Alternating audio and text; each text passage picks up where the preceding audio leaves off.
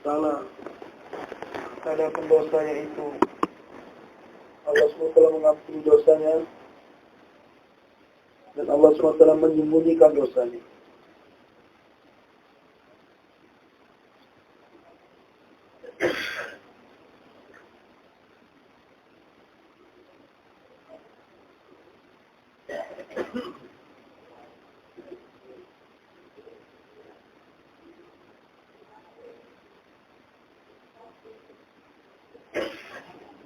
Jadi tidak dinampakkan aib tersebut di antara manusia dan nanti di akhirat akan disembunyikan juga. Makanya Allah SWT sangat memberikan anugerah yang besar kepada hambanya yang berbuat dosa. Di dunia disembunyikan dosanya, kemudian di akhirat diampuni. Tetapi kita tidak akan tenang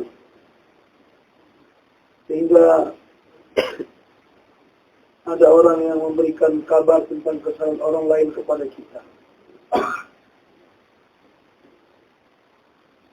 Kita tidak tenang kalau tidak ada orang lain yang datang kepada kita memberitahukan kesalahan orang lain. Dan kita merasa perkara itu hak kalau ada orang lain datang kepada kita menceritakan kesalahan orang lain.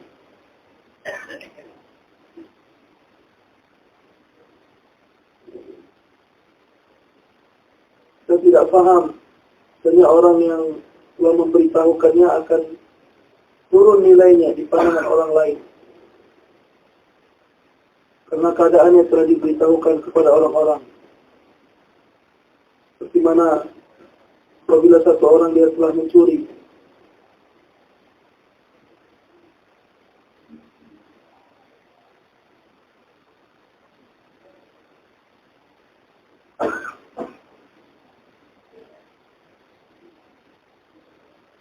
Nabi Sallallahu Alaihi Wasallam mendirikan hukuman, tetapi menangis atas perkara ini.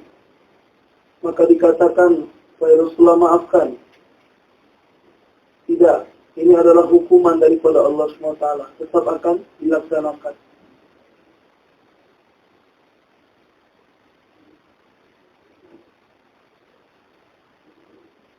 Nah, hari ini kita senang membayangkan kekurangan-kekurangan kawan kita. Nah, dengan senang kita membayangkannya, menceritakannya.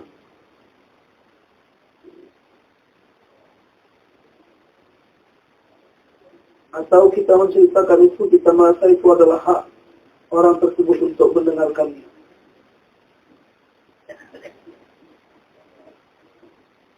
Jadi apabila ada orang yang berbuat salah kepada orang lain, maka kita memberikan kabar kepada orang tersebut.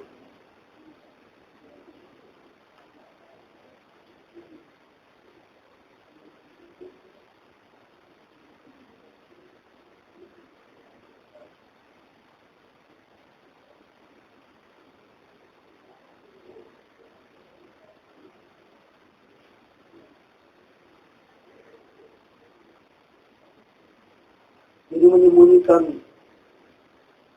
kesalahan orang Islam ini merupakan satu pahala yang sangat besar. Tapi saya melihat dan juga di surat-surat kabar seperti ini juga, Hazrat mengatakan orang yang menyembunyikan aib orang lain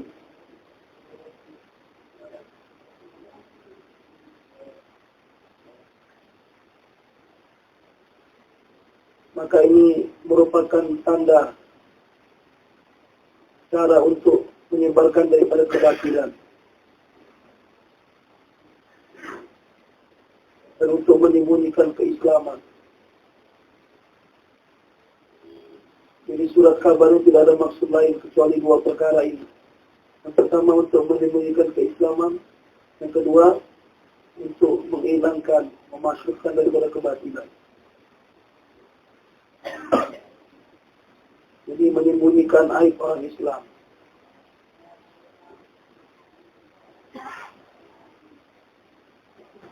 yang mana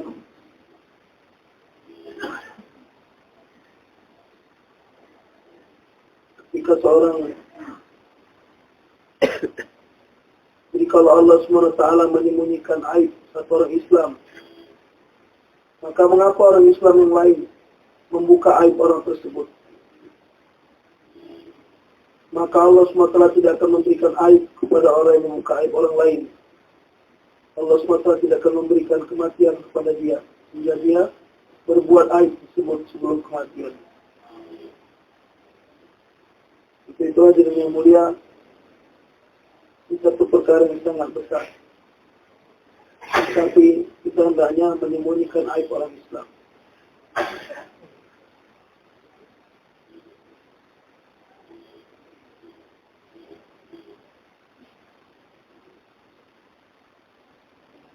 Dikatakan satu orang datang kepada Umar radhiyallahu anhu dan berkata, saya mempunyai satu orang anak perempuan. Dan pada zaman jahiliyah, dengan cara saya telah mengebumikannya hidup-hidup, menguburkannya hidup-hidup. Kemudian saya keluarkan dia dari kepala kubur sebelum dia mati. Kemudian dia masuk Islam bersama kami. Ketika dia masuk dalam Islam, setelah masuk Islam, dia telah berbuat satu dosa yang mana dia harus dihukum. Dia telah berbuat zina. Maka dia atas dosanya ini, karena kerisauannya, karena takutnya, maka dia berbuat dosa. Maka dia berusaha untuk membunuh dirinya sendiri, menyembelih dirinya sendiri.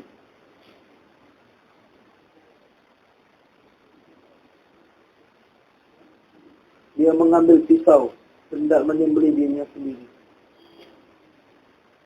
Ada beberapa urat yang terpotong daripada lehernya. Maka kami telah menangkap dia. Dan kami telah mengobatinya. Kemudian dia pun menjadi sembuh. Kemudian anak perempuan itu pun bertaubat dengan baik sekali. Sekarang datang pesan untuk menikahnya anak perempuan itu.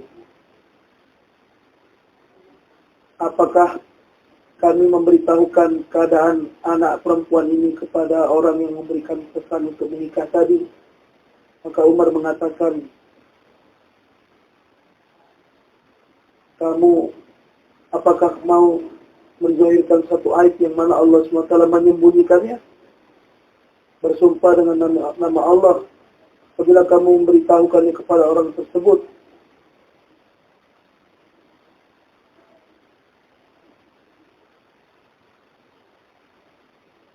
saya akan berikan hukuman yang paling berat kepada kamu, yang mana hukuman itu akan menjadi ibrat kepada seluruh alam. Maka Umar mengatakan, kamu nikahkan anak kamu itu seperti mana gadis yang masih suci.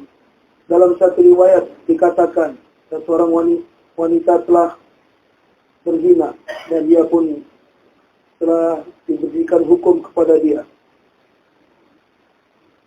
Maka orang-orang berhijrah dan perempuan ini pun bertaubat dengan sebaik-baiknya. Kemudian kepada pamannya datang pesanan orang untuk menikahi dia. Maka orang tuanya pun berpikir tidak cocok untuk menikahkan anak perempuan ini sebelum aibnya diberitahukan, keadaannya diberitahukan. Tetapi mereka ini tidak mau tahu memberitahukan aibnya. Maka mereka datang kepada Umar. Ini diberitahukan atau tidak tentang keadaannya. Maka Umar mengatakan, kamu nikahkanlah. Dan kamu nikahkanlah seperti mana kamu menikahkan satu orang anak perempuan yang begitu baik sekali.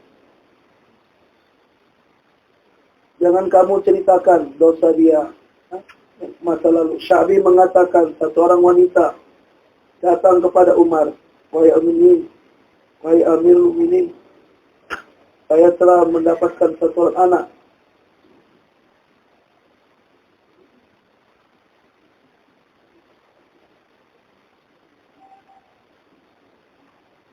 Dan saya mendapatkan 100 dinar juga bersama anak itu. Maka saya angkat anak ini. Dan saya pun telah mencari ibu susu kepada anak ini. Dan saya gaji. Maka 4 orang ibu susu pun telah datang. Saya tidak tahu mana ibu di antara 4 anak ini. Maka Umar mengatakan,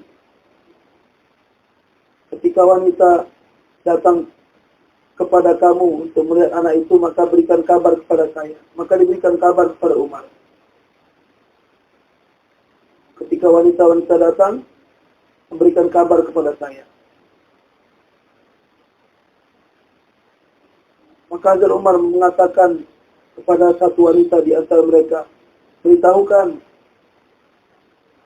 di antara kamu ini siapa yang mempunyai anak ini? Anak siapa ini di antara kamu?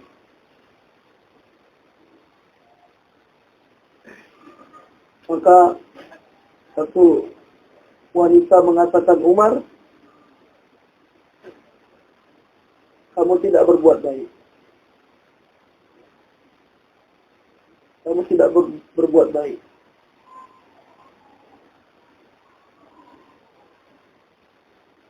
Allah SWT telah menutup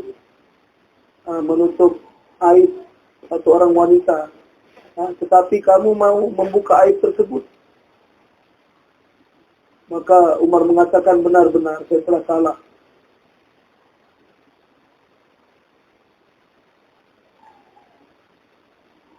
Kemudian dikatakan kepada wanita ini, jika wanita ini datang kepada kamu, maka jangan kamu tanya ini anak siapa. Dan kamu didiklah anak ini baik-baik. Kemudian Umar pun kembali ke rumah. Lalu bin Kurz mengatakan bahwasanya budak dia telah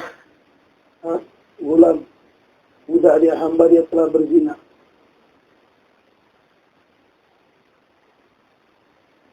Dikatakan kami duduk, tiba-tiba Anas bin Malik telah datang.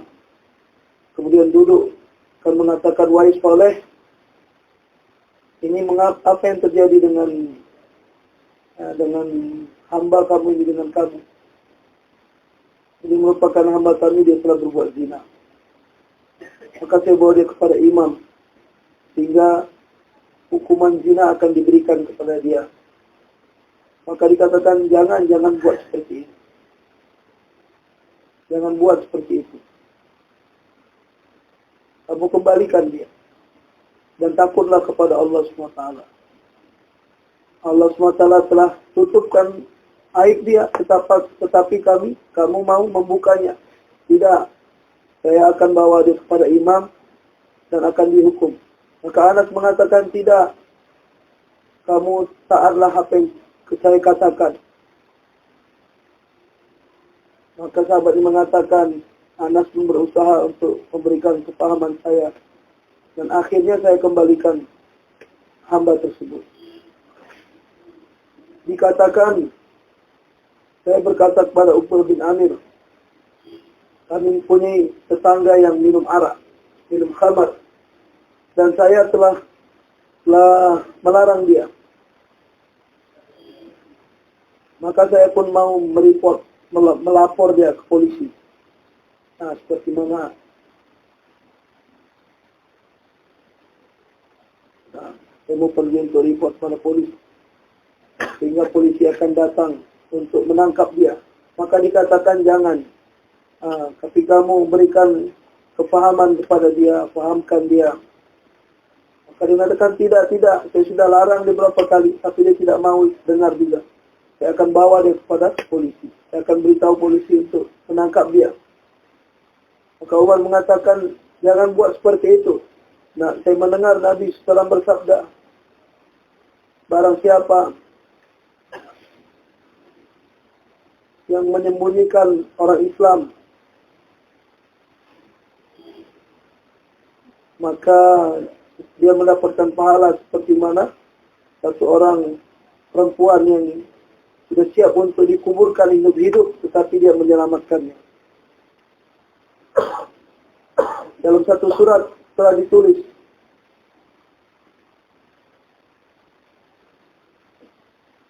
jadi saya minta nama-nama daripada orang-orang yang jahat di satu kota kepada satu orang sahabat di Damsyik. Berapa banyak pun orang-orang yang jahat di sana, maka tulis namanya, kirim kepada saya. Maka Abu Darda mengatakan, apa rupanya urusan saya dengan perkara ini dan bagaimana saya mengetahuinya?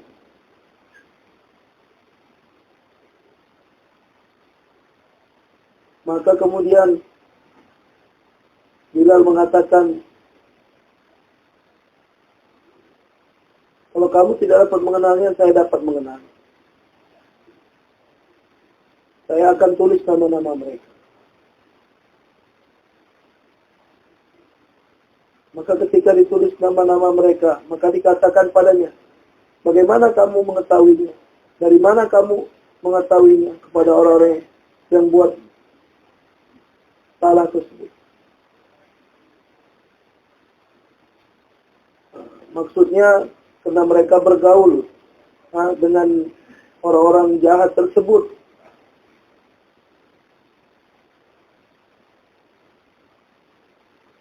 Maka dia mengetahuinya.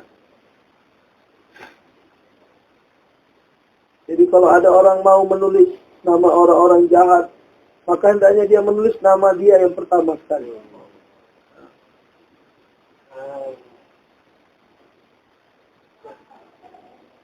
Kalau kamu mengetahui siapa orang yang jahat, maksudnya adalah kamu termasuk dalam orang tersebut. Karena mulailah daripada diri kamu. Kamu yang mengetahui bagaimana diri kamu daripada kamu mengetahui orang lain.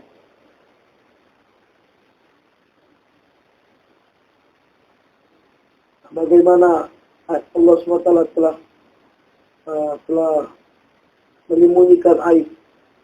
Ibadah yang sangat besar sekali menyembunyikan aib. Dikatakan Umar radhiyallahu anhu duduk di satu kamar dan bersamanya ada Jarir bin Abdullah. Waktu itu ada majelis yang sedang berlangsung.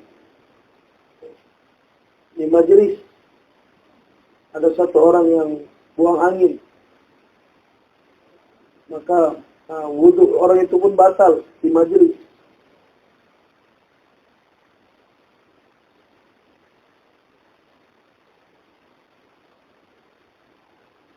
Jadi bergerak atau bangun di dalam majelis ini tidak baik. Maka Umar pun tidak suka dengan perkara ini. Dengan marah dia mengatakan, saya bersumpah, barang siapa yang maksudnya telah buang angin, hendaknya dia berdiri dan berwudu. Saya bersumpah, kata Umar. Siapa yang telah berbuat seperti itu, maka hendaknya dia berdiri. Dan dia wudu kemudian kembali. Maka Jarir bin Abdullah radhiyallahu anhu duduk di situ, dekat dengan Umar. Dikatakan, wahai Amirul Mukminin, satu orang kamu berdirikan untuk berwudu, kemudian yang lain akan tertawa melihat dia. Ada yang lebih baik lagi, kita semua berdiri kemudian kita berwudu, dan kita tidak akan mengetahui siapa yang telah buang angin tadi. Maka Umar mengatakan, mudah-mudahan Allah Subhanahu wa taala memberikan kerahiman kepada kamu. Pada zaman jahiliyah kamu ini kepala kaum yang sangat baik, dan zaman Islam juga.